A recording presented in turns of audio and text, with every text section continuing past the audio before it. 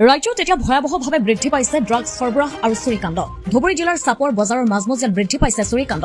এফালে যদি ড্ৰাগছৰ সন্ত্ৰাস, আনফালে চোৰৰ সন্ত্ৰাস।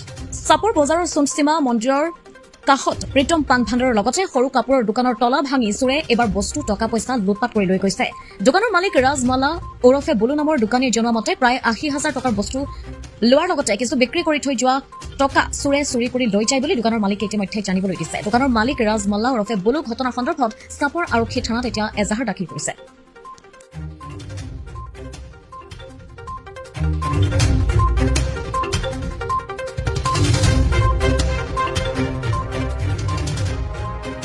কি হৈছিল যোৱা ৰাতি মোৰ দোকানখন চুৰি হ'ল। মৰ্ণিঙত মই আহি দোকান খুলিম ৫:১০ মই সদায় পুৱাতে দোকান খোলোঁ। পুৱাতে আহি দেখোঁ দোকানখনৰ তালা ভঙা চব।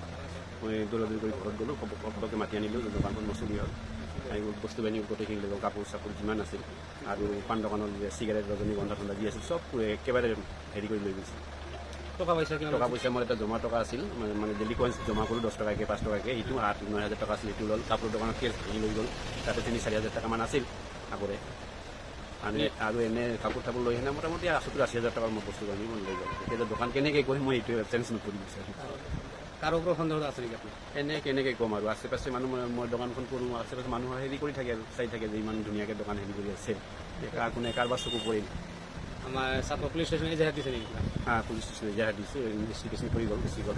আহিছিল ছেকেণ্ড চাৰ আহিছিল। নামটো কি আছিল আপোনাৰ? মোৰ নাম শ্ৰী ৰাজলাল মাল্লা ওৰফে বুলু চৌধুৰী, প্ৰীতম পাণঘৰ চাপৰ, একদম নিয়াৰ সন্তোষী মন্দিৰৰ ওচৰতে। হাইৱেৰ লগতে দোকানখন ২০১২ চনত আহি হৈছিল।